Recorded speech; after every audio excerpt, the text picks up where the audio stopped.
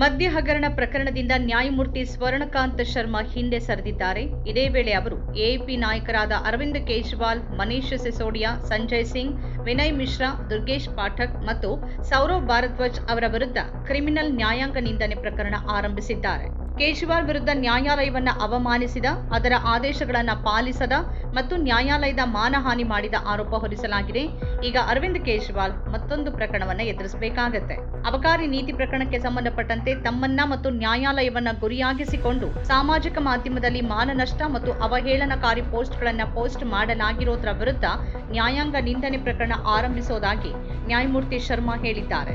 ನ್ಯಾಯಾಲಯ ಮತ್ತು ನ್ಯಾಯಾಧೀಶರ ಮಾನಹಾನಿ ಮಾಡಲು ಯೋಜಿತ ಪಿತೂರಿ ಮತ್ತು ಅಭಿಯಾನ ಪ್ರಾರಂಭಿಸಲಾಗಿದೆ ಮತ್ತು ಅರವಿಂದ್ ಕೇಜ್ರಿವಾಲ್ ಅವರ ಉದ್ದೇಶ ನ್ಯಾಯಾಂಗದ ಮೇಲೆ ಒತ್ತಡ ಹೇರೋದಾಗಿದೆ ಅಂತ ನ್ಯಾಯಮೂರ್ತಿ ಸ್ವರ್ಣಕಾಂತ್ ಶರ್ಮಾ ಹೇಳಿದ್ದಾರೆ. ಅರವಿಂದ್ ಕೇಜ್ರಿವಾಲ್ ಸಾಮಾಜಿಕ ಮಾಧ್ಯಮ ಪೋಸ್ಟ್ಗಳು ಮತ್ತು ಅಬಕಾರಿ ನೀತಿ ವಿಷಯಕ್ಕೆ ಸಂಬಂಧಿಸಿದ ಹೇಳಿಕೆಗಳ ಮೂಲಕ ಕೇಜ್ರಿವಾಲ್ ಮಾನಹಾನಿ ಮಾಡಲು ಪ್ರಯತ್ನಿಸಿದ್ದಾರೆ ಅಂತ ನ್ಯಾಯಮೂರ್ತಿ ಶರ್ಮಾ ಹೇಳಿದ್ದಾರೆ. ಅವರು ತಮ್ಮ ಮೇಲೆ ಒತ್ತಡ ಹೇರೋಕೆ ಪ್ರಯತ್ನಿಸಿದ್ರು ಅಂತ ಶರ್ಮಾ ನ್ಯಾಯಾಂಗ ನಿಂದನೆ ಪ್ರಕರಣ ಆರಂಭಿಸಲಾಗುತ್ತೆ ಅಂತ ಹೇಳಿದ್ದಾರೆ.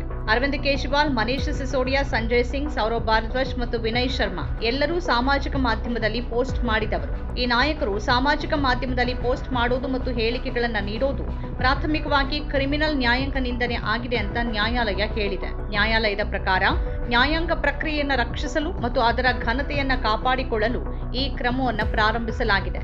ನ್ಯಾಯಾಂಗ ನಿರ್ಧಾರಗಳ ನಿಷ್ಪಕ್ಷಪಾತ ಟೀಕೆ ಬೇರೆ, ಆದರೆ ನ್ಯಾಯಾಲಯದ ವಿರುದ್ಧ ವ್ಯವಸ್ಥಿತ ಅಭಿಯಾನ ಆಯೋಜನೆ ಮಾಡೋದು ಮತ್ತು ಸಾರ್ವಜನಿಕ ಅಪನಂಬಿಕೆಯನ್ನು ಸೃಷ್ಟಿ ಮಾಡೋದು ಬಹಳ ಗಂಭೀರ ವಿಷಯವಾಗಿದೆ ಅಂತ ಕೋರ್ಟ್ ಹೇಳಿದೆ. ಅರವಿಂದ್ ಕೇಜ್ರಿವಾಲ್ ಮತ್ತು ಇತರ ನಾಯಕರು ಸಾಮಾಜಿಕ ಮಾಧ್ಯಮಗಳಲ್ಲಿ ಪೋಸ್ಟ್ಗಳು ಮತ್ತು ವಿಡಿಯೋಗಳನ್ನು ಪ್ರಕಟ ಮಾಡ್ತಿರೋದು ನ್ಯಾಯಾಂಗದ ನಿಷ್ಪಕ್ಷಪಾತತೆಯ ಬಗ್ಗೆ ಸಾರ್ವಜನಿಕರ ಮನಸ್ಸಿನಲ್ಲಿ ಅನುಮಾನ ಮೂಡಿಸುವ ಉದ್ದೇಶದ್ದಾಗಿದೆ ಅಂತ ಕೋರ್ಟ್ ಹೇಳಿದೆ.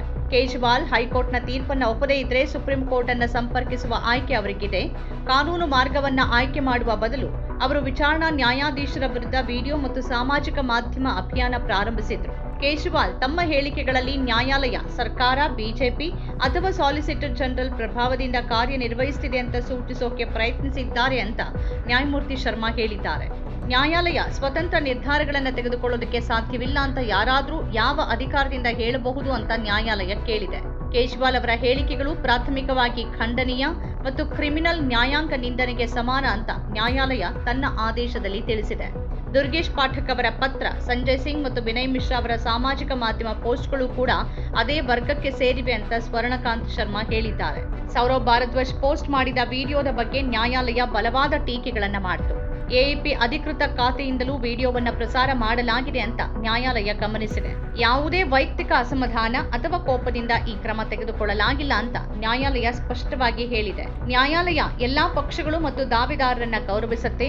ಈ ನಿರ್ಧಾರವನ್ನ ಸಂಪೂರ್ಣ ಆತ್ಮಾವಲೋಕನ ಪ್ರಕ್ರಿಯೆಯ ನಂತರ ಮತ್ತು ಆಯಾ ನಾಯಕರ ಕ್ರಮಗಳನ್ನು ಆಧರಿಸಿ ತೆಗೆದುಕೊಳ್ಳಲಾಗಿದೆ ಅಂತ ಆದೇಶದಲ್ಲಿ ಹೇಳಲಾಗಿದೆ. ಇದರರ್ಥ ಈ ನಿರ್ಧಾರವನ್ನ ಎಚ್ಚರಿಕೆಯಿಂದ ಪರಿಗಣಿಸಿದ ನಂತರ ತೆಗೆದುಕೊಳ್ಳಲಾಗಿದೆ. ಈಗ ಅರವಿಂದ್ ಕೇಜ್ರಿವಾಲ್ ಅವರ ವಿಜಯ ಅಂದ್ರೆ ಸ್ವರ್ಣಕಾಂತ್ ಶರ್ಮಾ ಅವರು ಈ ಪ್ರಕರಣದಿಂದ ಹಿಂದೆ ಸರಿದಿದ್ದಾರೆ ಮತ್ತು ಕೇಜ್ರಿವಾಲ್ ಹಿನ್ನಡೆ ಅಂದ್ರೆ ಅವರ ವಿರುದ್ಧ ಕ್ರಿಮಿನಲ್ ನ್ಯಾಯಾಂಗ ನಿಂದನೆ ಪ್ರಕರಣ ದಾಖಲಿಸಲಾಗುತ್ತೆ. ಅವರು ಮತ್ತೊಂದು ವಿಚಾರಣೆಯನ್ನ ಎದುರಿಸಬೇಕಾಗತ್ತೆ. ಸ್ವರ್ಣಕಾಂತ್ ಶರ್ಮಾ ಅವರು ಸೌರವ್ ಭಾರದ್ವಾಜ್ ಟ್ವೀಟ್ ಮಾಡಿದ ವಿಡಿಯೋಗಳನ್ನ ಮತ್ತು ಪ್ರಾರಂಭಿಸಿದ ಸಾಮಾಜಿಕ ಮಾಧ್ಯಮ ಅಭಿಯಾನಗಳನ್ನ ಪರಿಶೀಲಿಸಿದ ನಂತರ ಈ ನಿರ್ಧಾರವನ್ನ ತೆಗೆದುಕೊಂಡ್ರು. ಇದರ ಬಗ್ಗೆ ಅರವಿಂದ್ ಕೇಜ್ರಿವಾಲ್ ಪ್ರತಿಕ್ರಿಯಿಸಿದ್ದು, ಸತ್ಯ ಜಯಗಳಿಸಿದೆ ಅಂತ ಅವರು ಸಾಮಾಜಿಕ ಮಾಧ್ಯಮದಲ್ಲಿ ಪೋಸ್ಟ್ ಮಾಡಿದ್ದಾರೆ. ಸ್ಪಷ್ಟವಾಗಿ ಅವರು ನ್ಯಾಯಾಲಯಕ್ಕೆ ಹೋಗಲು ನಿರಾಕರಿಸಿದ್ರು. ನಾನು ನ್ಯಾಯವನ್ನ ನಿರೀಕ್ಷಿಸದ ಕಾರಣ ನ್ಯಾಯಾಲಯಕ್ಕೆ ಹೋಗೋದಿಲ್ಲ ಅಂತ ಅವರು ಹೇಳಿದ್ರು.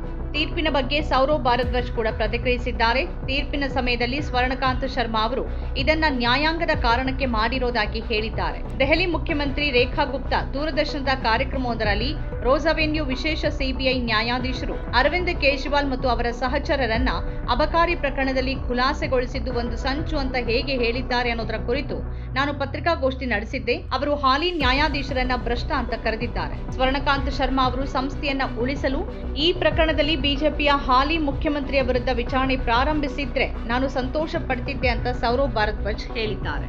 ನಮ್ಮ ಕಾರ್ಯಕ್ರಮಗಳನ್ನ ನೀವು ನೋಡ್ತಾ ಇದ್ರೆ ನಮ್ಮ ಚಾನೆಲ್ ಅನ್ನ ಸಬ್ಸ್ಕ್ರೈಬ್ ಮಾಡಿ, ಪಕ್ಕದ ಬೆಲ್ ಐಕಾನ್ ಒತ್ತಿ ನಮ್ಮನ್ನ ಬೆಂಬಲಿಸಿ. ಹಾಗೆ ನಮ್ಮ ಕಾರ್ಯಕ್ರಮಗಳನ್ನ ಲೈಕ್ ಮಾಡಿ, ಕಮೆಂಟ್ ಮಾಡಿ, ಅದನ್ನ ಬೇರೆಯವರಿಗೂ ವಾಟ್ಸ್ಆಪ್ ಮೂಲಕ ಶೇರ್ ಮಾಡಿ. ನೀವು ಹೀಗೆ ಮಾಡಿದಾಗ ನಮ್ಮ ಚಾನೆಲ್ ಇನ್ನಷ್ಟು ಮತ್ತಷ್ಟು ಜನರಿಗೆ ತಲುಪಲು ನೀವು ನಮ್ಮೊಂದಿಗೆ ಸಹಕರಿಸಿದ ಹಾಗಾಗುತ್ತೆ. ಇದು ನೀವು ಯಾವುದೇ ಖರ್ಚಿಲ್ಲದೆ ಕೆಲವೇ ಸೆಕೆಂಡುಗಳಲ್ಲಿ ನೀಡಬಹುದಾದ ಸಹಕಾರ. ಧನ್ಯವಾದಗಳು.